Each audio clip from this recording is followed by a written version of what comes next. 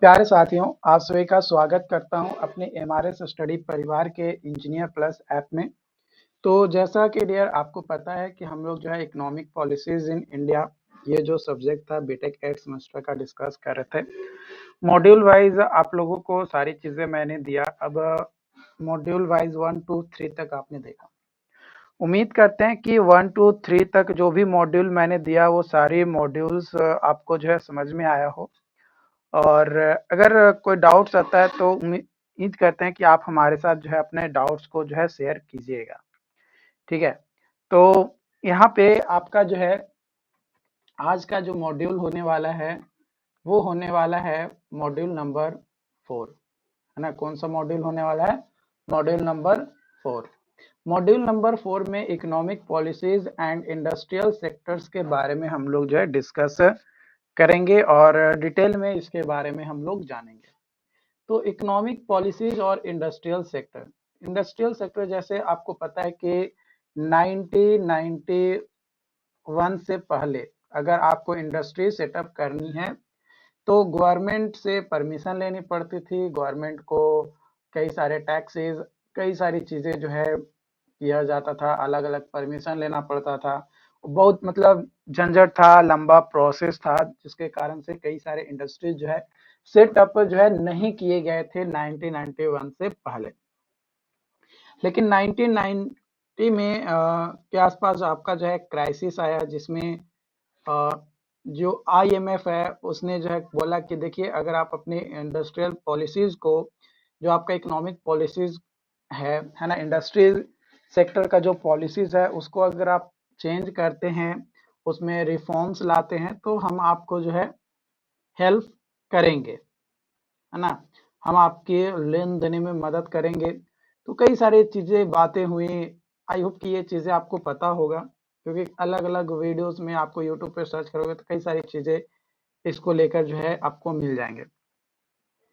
तो वो सारी बातें चली, फिर बाद में जो है रिफॉर्म्स लाया गया 1991 में, और उसमें तीन चीजें जो है मेजरली वर्क किया गया। लिबरलाइजेशन, यानी कुछ कई सारी चीजों में छूट दी गई। प्राइवेटाइजेशन, प्राइवेट कंपनी को भी मौका दिया गया है कि आप भी अपने आप को आजमाइए।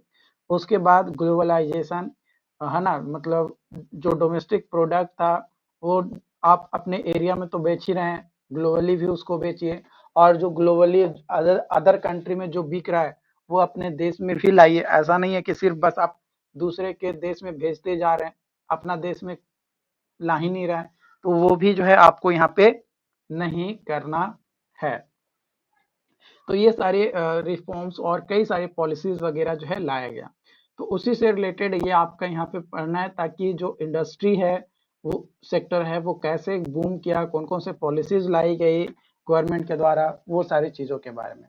तो सबसे पहला है इंडस्ट्रियल पॉलिसीज में ये चीजें आपको पढ़नी है, इंडस्ट्री से रिलेटेड। फिर ट्रेड पॉलिसीज में आपका बताया गया कि कब टैरिफ लगाना है, कितना टैरिफ लगाना है, क्या ट्रेड एग्रीमेंट होना चाहिए, है ना, ताकि इंडस्ट्रियल सेक्टर जो है इन्फ्लुएंस हो इंपोर्ट और एक्सपोर्ट से, ताकि गवर्नमेंट एक प्रॉपर ट्रेड पॉलिसी जो है बना सके, ताकि जो डोमेस्टिक इंडस्ट्रीज है उसको प्रमोट और प्रोटेक्ट किया जा सके, है ना।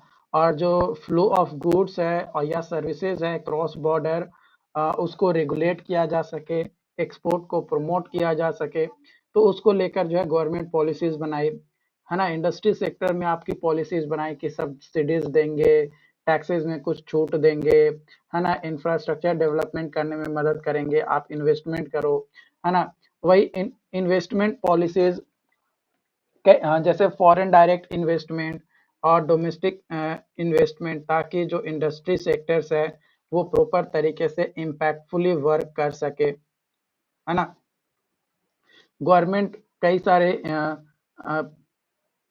मेजर्स इम्प्लीमेंट किए, ताकि जो इन्वेस्टमेंट है इंडस्ट्री में वो स्ट्रेटेजिकली इम्पोर्टेंट हो, ताकि हाई ग्रोथ पोटेंशियल जो है देखने को मिले, जिसमें आपका इन्वेस्टमेंट इंसेंटिव्स, है ना, improving business regulation, favourable investment climate को इंश्योर किया जाना, ये सारी चीजें जो है यहाँ पे आपका इन्वॉल्व होता है। इसके अलावा रिसर्च एंड इनोवेशन, है ना। ऑब्वियसली अगर आप कोई भी पॉलिसीज बना रहे हैं या लागू करने वाले हैं, तो ऑब्वियसली आपका जो है R&D बहुत अच्छा होना चाहिए, यानी रिसर्च एंड डेवलपमेंट। और इसके अलावा आपका इनोवेशन प्रॉपर तरीके से होना चाहिए। अगर आप प्रॉपर तरीके से एनालिसिस और रिसर्च नहीं करिएगा, तो आपकी जो पॉलिसीज आपने बना तो लिया, पॉलिसीज को आप इम्प्लीमेंट भी कर लेंगे, लेकिन वो इफेक्टिव नहीं हो पाएगा। इसके अलावा लेबर और एम्प्लॉयमेंट, ऑब्वियसली अगर आप इंडस्ट्री सेक्टर में पॉलिसीज बना रहे हैं, तो लेबर को कितना देर काम करना है, कितना लेबर को पैसा मिलेगा, लेबर के पास क्या स्किल्स होने चाहिए, कौन सी ट्रेनिंग दिया जाना चाहिए, कितने दिनों का ट्रेनिंग दिया जाना चाहिए, कैसे सेफ्टी मेजर किया जाए, है ना, ताकि जो लेबरर है या जो एम्प्लॉयर्स है वो हो, और एम्प्लॉयमेंट ज़्यादा से ज़्यादा क्रिएट हो सके, और प्रोडक्टिविटी के साथ, इंडस्ट्रियल प्रोडक्टिविटी के साथ साथ ही साथ कम्पिटिटिवनेस भी जो है बरकरार रहे। तो ये सारी चीज़ें जो है आपकी पॉलिसीज बनाने के टाइम में एक कंसिडरेबल पॉइंट्स होता है। इन्वायरमेंटल पॉलिसीज भी एक इम्पॉर्टेंट रोल निभाता है इंडस्ट्रियल सेक्टर में, क्योंकि कई सारे इंडस्ट्रीज वैसे भी सेट किए जाते हैं, बनाए जाते हैं, जिससे जो इन्वायरमेंट होता है वो कहीं ना कहीं इम्पैक्ट होता है। तो वैसे इंडस्ट्रीज को सस्टेनेबल और रिसोर्स एफिशिएंट बनाया जाए, ताकि इन्वायरमेंट का पे जो इम्पैक्ट आ रहा है उस इंडस्ट्रीज के बनने से, वो हमारा कम हो। और इसके लिए गवर्नमेंट जो है जो नॉन कन्वेंशनल एनर्जी सोर्सेज है उसको बढ़ावा देता है ना। जो कन्वेंशनल था उसको नहीं, नॉन कन्वेंशनल जैसे विंड हो गया, सोलर हो गया, जियोथर्मल हो गया, है ना, इन सभी को जो है बढ़ावा देता है, और उसमें बोलता है कि भाई अगर आप इसका यूज करके आप अपना इंडस्ट्रीज को चलाओगे, तो हम आपको जो है इतना प्रतिशत इंसेंटिव्स देंगे, इतना प्रतिशत आपको इंस्टॉलमेंट में छूट देंगे। कई सारे जो है लुभाने के लिए जो है बातें की जाती है, वेस्ट मैनेजमेंट को लेकर जो है पॉलिसीज बताई जाती है ना। इसके अलावा इंफ्रास्ट्रक्चरल डेवलपमेंट भी आपका एक इम्पॉर्टेंट फैक्टर आ जाता है, क्योंकि अगर आप इंडस्ट्री बना रहे हैं, चाहे वो कोई भी हो, तो उसमें आपका इंक्लूड करता है ट्रांसपोर्टेशन, एनर्जी, टेलीकम्युनिकेशन, एक इम्पॉर्टेंट रोल निभाता है आपका एक इंडस्ट्रियल सेक्टर के ग्रोथ के लिए। गवर्नमेंट हमेशा प्रायोरिटाइज करता है कि जो आपका इंडस्ट्री सेक्टर्स है उसका इंफ्रास्ट्रक्चर प्रॉपर डेवलपमेंट हो, ताकि अगर इकोनॉमिक पॉलिसीज अगर बनाई जाए, तो प्रॉपर तरीके से इंडस्ट्रियल एक्टिविटीज़ को फैसिलिटेट किया जाए, और एक प्रॉपर इंडस्ट्रियल क्लस्टर और मार्केट्स को कनेक्टिविटी मिल सके। क्योंकि अगर मान लो कि इंडस्ट्रीज बन गया और उसका प्रॉपर कनेक्टिविटी नहीं है, ना रोड है, जाने का कोई व्यवस्था नहीं है, तो रॉ मटेरियल लाने में दिक्कत होगा। रॉ मटेरियल अगर फाइनल प्रोडक्ट बन भी जाएगा, तो उसको मार्केट तक ले जाने में दिक्कत होगा। तो ये चीज़ें जो है आपको यहाँ पे क्लियरली करना है कि भाई जहाँ पे भी इंडस्ट्री सेटअप कर रहे हैं वहाँ पे कनेक्टिविटी प्रॉपर और सही होना चाहिए, ताकि जो पॉलिसीज बनाए उसका सही से इस्तेमाल हो सके। इसके अलावा आपका फैक्टर्स है आपका economic stability and monetary policy. अगर मैक्रो इकोनॉमिक स्टेबिलिटी मेंटेन करना है और इफेक्टिव मॉनेटरी पॉलिसीज इम्प्लीमेंट करना है, तो इंडस्ट्रियल सेक्टर का जो हेल्थ होना चाहिए वो स्टेबल और इस इसेंशियल होना चाहिए, ताकि जो इन्फ्लेशन है या जो इंटरेस्ट रेट है वो स्टेबल रहे, है ना। एक्सचेंज रेट एक प्रोवाइड किया जाता है, ताकि जो इंडस्ट्रियल इन्वेस्टमेंट में इन्वायरमेंट कंडक्टिविटी होता है उसको प्रोवाइड किया जा सके। साथ ही साथ प्लानिंग और बिजनेस ऑपरेशन प्रॉपर तरीके से किया जा सके। तो सबसे पहले हम लोग पॉइंट बात करेंगे industrial sector in pre reforms period, है ना, यानी 1991 से पहले जो है इंडस्ट्रियल सेक्टर कैसा था उसके बारे में हम लोग जो है यहाँ पे चर्चा करेंगे।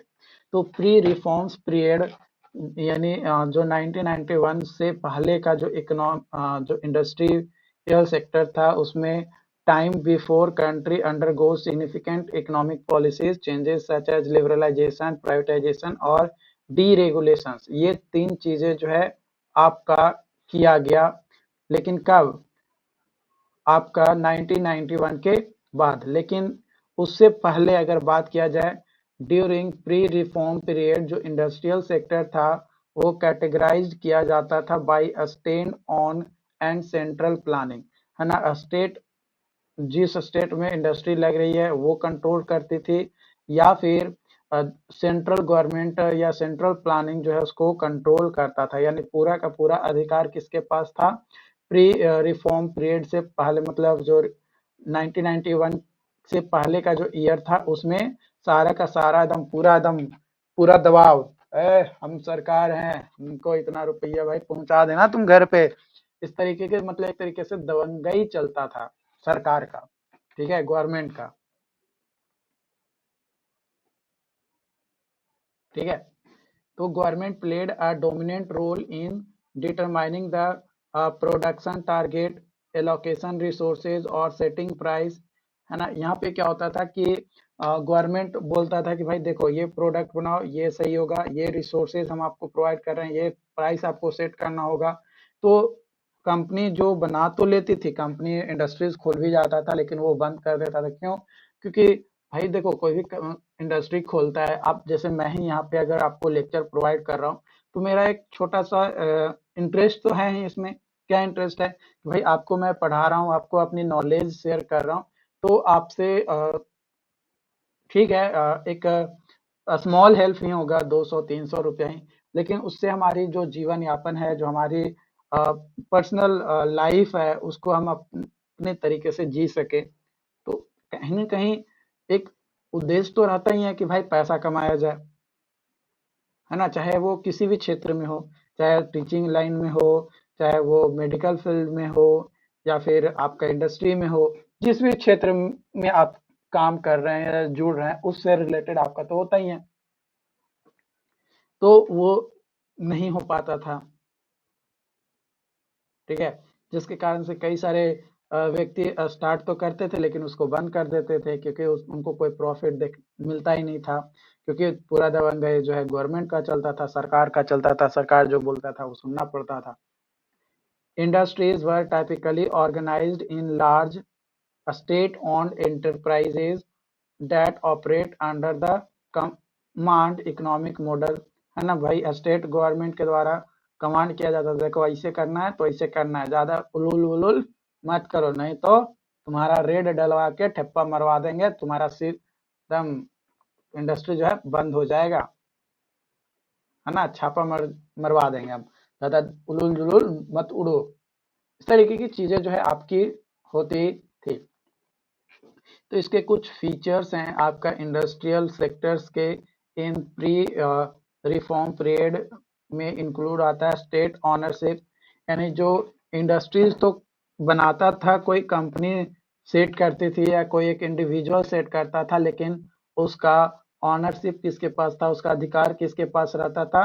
तो स्टेट गवर्नमेंट के पास रहता था, वही कंट्रोल करता था, कि भाई मतलब डायरेक्टली इन्फ्लुएंस किया जाता था गवर्नमेंट के द्वारा, कि भाई कितना प्रोडक्शन करना है, और कौन सा रिसोर्स एलोकेशन है, कौन सा प्रोडक्ट आपको जो है बनानी है, ये सारी चीजें, और कितनी मात्रा में आपको बनानी है, ये गवर्नमेंट डिसाइड करती थी, ना कि कोई इंडस्ट्रीज के वर्कर्स या कोई और।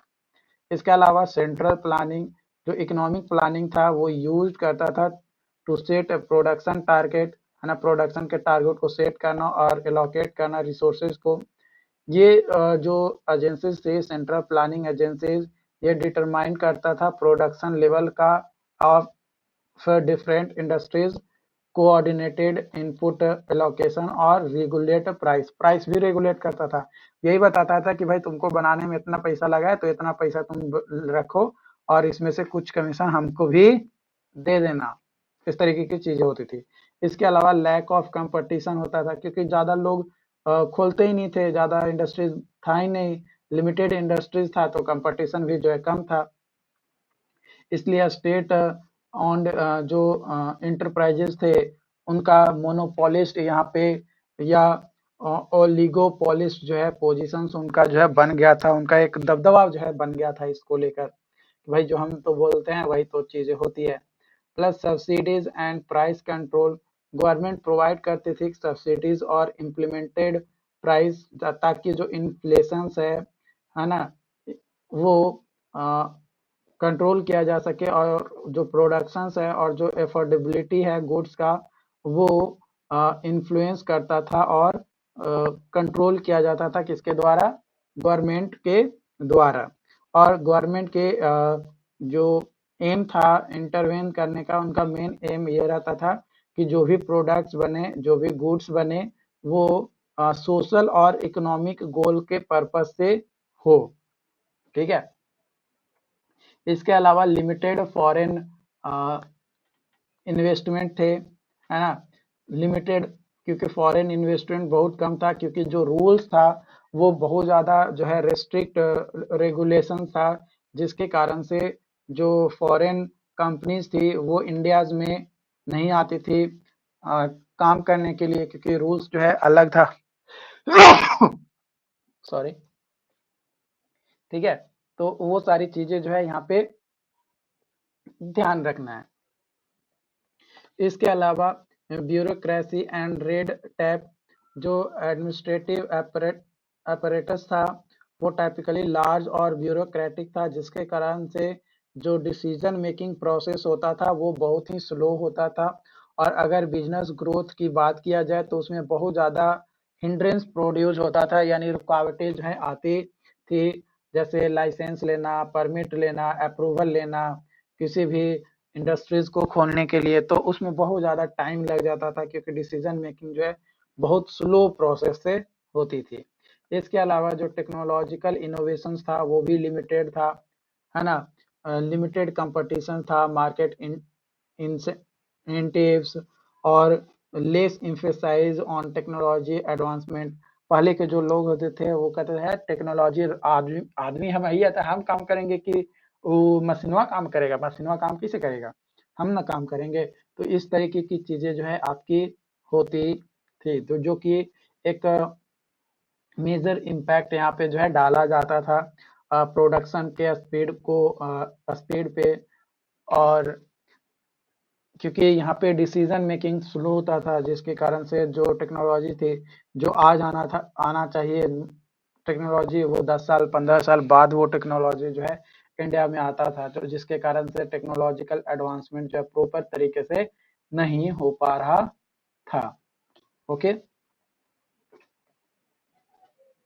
उम्मीद करते हैं कि आज का ये जो सेशन है ये आपको समझ में आया हो। अगर फिर भी कोई डाउट्स रहता है, कोई कंफ्यूजन रहता है, तो आप हमें ज़रूर बताएं। Thank you.